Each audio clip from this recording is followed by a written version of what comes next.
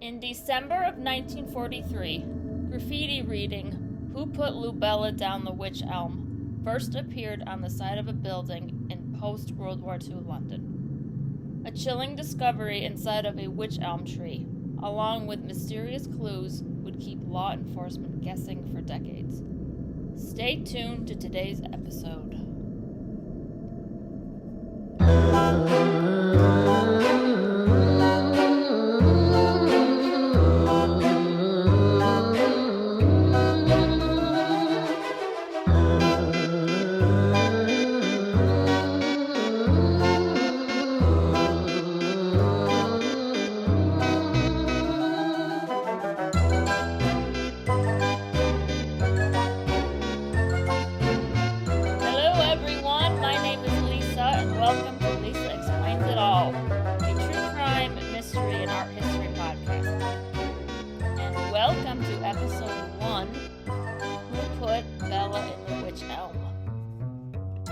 Starting out with a classic for episode 1. This is one of those stories that you've either heard a dozen times or maybe you've never heard of it before. Either way, it is a classic for a reason, so stay tuned. Again, hello and welcome to Lisa Explains It All. My name is Lisa, and welcome to episode 1, Who Put Bella in the Wych Elm? And for the first segment of the show, I thought I would react to some creepy Reddit stories, unscripted. So here we go. Alright, so I am on Reddit, and somebody asked, what's the creepiest unsolved mystery? And I am going to read a story by a user whose name I cannot pronounce. But the initials are UT. So, here we go. On Thursday, December 12th, 1985, a toddler was spotted wandering unaccompanied around a Kmart department store in Spanaway, Washington, with no parent or guardian in sight. When authorities tried to coax information out of her to help locate her parents, the only piece of information she was able to give was, quote, "Mommy is in the trees." A photo was placed in the local... Wow, that's creepy. Anyway, a photo was placed in the local newspaper, and the toddler was soon recognized as Crystal by her maternal grandmother, Louise Conrad, who took her into her care, later saying that Crystal appeared shaken and disturbed, perhaps by something she had seen. So where was Mommy? About 2 months later, the body of Diana Robertson, Crystal's mommy, was discovered deep in the forest around Elbe, Washington, with 17 stab wounds and a tube sock tied around her neck. Nearby an abandoned 1982 Plymouth pickup truck was discovered covered in bloodstains and with a handwritten note on the dashboard simply saying, quote, "I love you, Diana," end quote.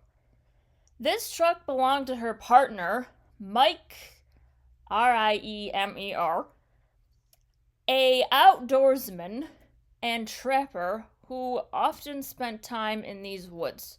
Mike, however, was nowhere to be found. Initially, the police believed him to be responsible for Diana's murder.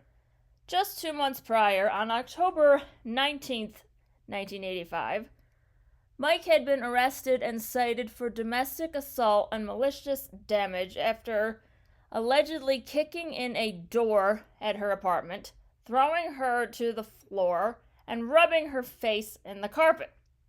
They also connected her murder to a double murder that had occurred in the same woods 4 months earlier. A man named Stephen Harkins, was found shot to death in his sleeping bag, while his companion, Ruth Cooper, was found strangled 2 months later. Both had a tube sock tied around their neck. So was Mike a serial killer? He had apparently been in the woods at the very time that Harkins and Cooper were murdered, and certainly knew how to navigate the tricky terrain. But with no trace of him, there was no way to tell for certain. Over 20 years later, on March 26, 2011, a hiker discovered a partial human skull in the woods off of State Route 7 in Lewis County near Mineral, Washington, about a mile from where Diana's body had been found. Subsequent analysis revealed that it was indeed Mike, and that he was a likely homicide victim himself. So 4 murders in the same woods by an unknown assailant. The question remains, how did Crystal find herself wandering around the Kmart over 30 miles away? She must have been driven there and dropped off, presumably by the serial killer. Crystal must have spent a silent 45-minute drive in the car with the very person who killed her parents, with no memory of the event. End of Reddit story number 1. So, wow. Alright, and so the second story for today is from another user on Reddit whose initials are AV. So, alright. Quote, went to a good-sized college party with several friends. The location for the party was out in the woods in the middle of nowhere. The road leading to the party was fairly straight with one major feature. The road was flat for the entire length, but it had a hill that was 30-ish feet tall halfway down it. A pretty good bump in the road, you might say. I was driving, and when I slowly topped to the hill, I met a car heading in the opposite direction. That car slowed down to a stop. It was several of my friends temporarily leaving the party to make a beer run to the store. They knew who I was by my vehicle and flagged me down to ask if I needed anything from town. And we proceeded to chat for a minute about how the party was unfolding. They left. Okay. When we both backed up to talk, we just happened to stop on top of the hill. Mind you, this was not a busy road and located, as we might say, out in the sticks. As we were parked talking for a brief minute, we all noticed there was a song coming from the surrounding woods. We figured it was someone having a party in a parked car nearby in the woods, if you get my drift. The odd thing was it was Turn the Page by Bob Seger, but it was on repeat. We all went on to meet back up and attend the party and thought nothing more of our chat on the hill. A few days later, I got a visit from several police officers about an investigation. They learned there was a party that night down the road with the hill in question. They were tracking down all attendees. That is how they found me. A hunter the day after the party found something at the base of the hill off the road. Someone driving another car that night, heading in the same direction down the road I was on, wrecked their vehicle. The driver took the hill at insane speed and killed themselves in a wreck that had ran way off the road.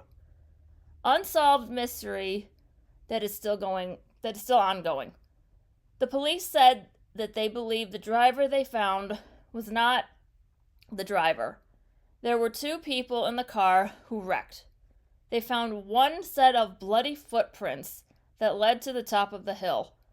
It looked like someone moved the body behind the steering wheel and fled on foot.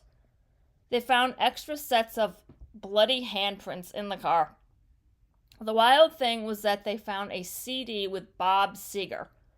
Turn the page in the CD player. Sheesh. Everyone that was on top of the hill that night volunteered to give fingerprints. Every so often, every few years, one of us gets a phone call to ask us to recount what we saw that night on top of that hill. Okay, and end quote. So, thank you, Reddit user AV. And wow, those were some creepy stories. There's nothing quite like a real non-fiction scary story taking place in a real life setting. You know, that's very, very creepy. So if you have a creepy story that you found on Reddit or TikTok or somewhere else on the internet that you want to send to me, you may please email said story to lisaexplains, all one word, at gmail.com. Again, lisaexplains at gmail.com. And also, please send me your own stories, your own true crime / mystery / mysterious art stories, you know, weird art stories, to lisaexplains at gmail.com. I will be putting together some listener stories episodes in the near future, so if you would like to contribute to that with your own story, please go ahead and do so and send me an email. Again, lisaexplains at gmail.com.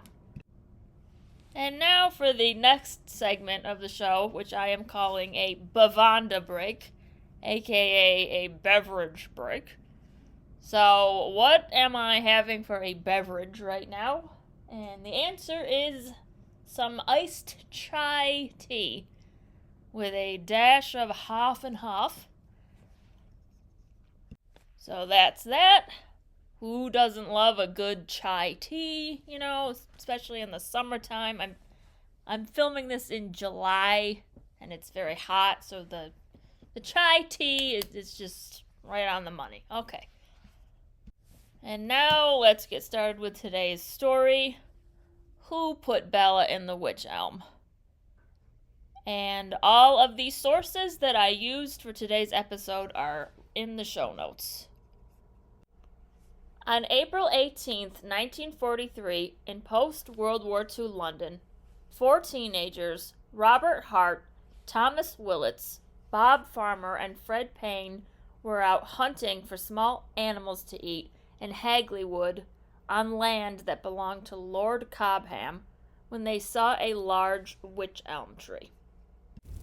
They began to search the elm tree for birds' nests. Bob Farmer actually tried to climb into the tree. Farmer found what he thought to be an animal skull, until he noticed that the skull had teeth and human hair. The 4 boys quickly ran home, taking a pact of silence and never mentioning the incident, because they were trespassing on the land. Thomas Willits, the youngest member of the group, conscience began to bother him, and he told his parents about the skull. And some sources say he was the youngest member, and other sources say he was the eldest member. So, do you know? Was he the youngest or eldest member of the group? Write me a comment, let me know. The police, upon investigating the tree, found nearly a complete skeleton, including pieces of clothing, a blue shoe, and a gold wedding ring. Remains of a hand were also found outside of the tree. The remains were sent for forensic examination. The skull contained a distinct dental pattern as well as tufts of hair.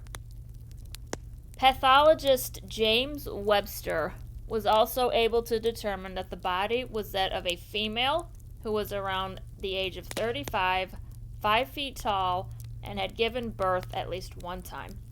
She also had distinct teeth. Additionally, she had been deceased for a minimum of 18 months. The date of her death was on or about October of 1941, and a piece of taffeta was found in her mouth. It is believed that she died from suffocation using the piece of taffeta. It was also determined that her body was placed in the tree before rigor mortis had set in, aka while it was still warm. And a Hartlepool Northern Daily Mail article from April 24th of 1943 stated, quote, "Her age is given as between 25 and 40, most probably 35. Height 5 feet, with light brown hair and dressed in dark blue and mustard-colored striped cardigan and mustard-colored skirt, blue crepe-soled shoes, size 5.5.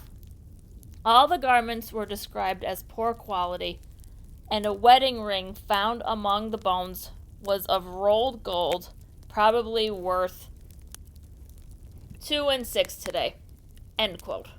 December of 1943, on Upper Dean Street in Birmingham, graffiti reading, "Who put Lubella down the Wych Elm, Hagley Wood," first appeared. "Who put Bella in the Wych Elm" graffiti would appear for decades throughout the Midlands. So let's get into some theories. And now I'm going to talk a little bit about 4 of the main theories that experts think might explain, or could explain, who she was and what happened to her. So the first theory is she was targeted by a coven of local witches. And this is based on the fact that her hand was found separate from the rest of her body, and it was theorized that she may have been murdered as a result of her crimes committed against a coven of witches. So that is what her hand being found outside of the tree led some people to believe. The second theory is that she is an unknown sex worker or refugee. And this is based on the disappearance of a sex worker named Lubella was reported to police by another sex worker in 1944. And police also theorized that she might have been a refugee from the Blitz. And the third theory is that she was German singer and actress Hedwig Clara Boiler, and this is based on February 1st, during World War II, Joseph Jacobs parachuted into a field in Cambridgeshire. He suffered a broken ankle as a result. After being discovered by local farmers, he was taken into police custody. He was believed to be a spy. Found in his possession was a photograph of a woman identified as Clara Boiler, a German actress and singer. However, this theory proved to be false, as Boiler died of a lung infection in December of 1942. And the final theory is that she was a spy. So in 1953, a letter was sent to a journalist by the name of Wilfred Byford Jones, who was covering the case. Quote, "Finish your articles regarding the Wych Elm crime by all means. They are interesting to your readers, but you will never solve the mystery. The one person who could give the answer is now beyond the jurisdiction of earthly courts." End quote. And this letter was from a woman who identified herself as Anna Claverley, who claimed that she knew the killer's identity, stating that he, quote, died insane in 1942. She stated that Bella was Dutch and in England illegally. Anna was later identified as Una Mossop. She claimed that her ex-husband, Jack Mossop, was either involved or present during the time of Bella's death. She claimed that her ex-husband was haunted by dreams of a skull in a tree. Jack Mossop suffered a mental breakdown and later died at St. George's Hospital. And this is the theory that is most widely believed to be true. And in 2018, Caroline Wilkinson, British anthropologist, created an image based on Bella's skull, which I will also include in the show notes for today's episode. And this case remains unsolved to this day. And now, what do I think? For my final thoughts here, I think the theory that she may be a spy and that Jack Mossop had something to do with it or was present at the time of her death. I also happen to believe that is most likely true, or could be true. Oh, tell me what do you think? Who do you think she was? How do you think she died? What do you think of all the theories? What seems most likely to be true to you? Do you think they're all wrong? I mean, tell me what you think. And thank you very much for listening. And thank you for bearing with me as I get through episode 1 here. So this is going to be a learning curve for me for sure. Also, if there are any true crime, mystery, or strange/weird art history stories that you want me to cover in a future episode, please write me a comment or send me an email, again, at lisaexplains@gmail.com. I would love to hear what cases and stories you are interested in. So thank you again for listening. And now for your random art history fact of the day. Andy Warhol had 25 cats, all named Sam, except for one who was named Hester. Thank you again for listening, and have a great day, everybody. See you next time.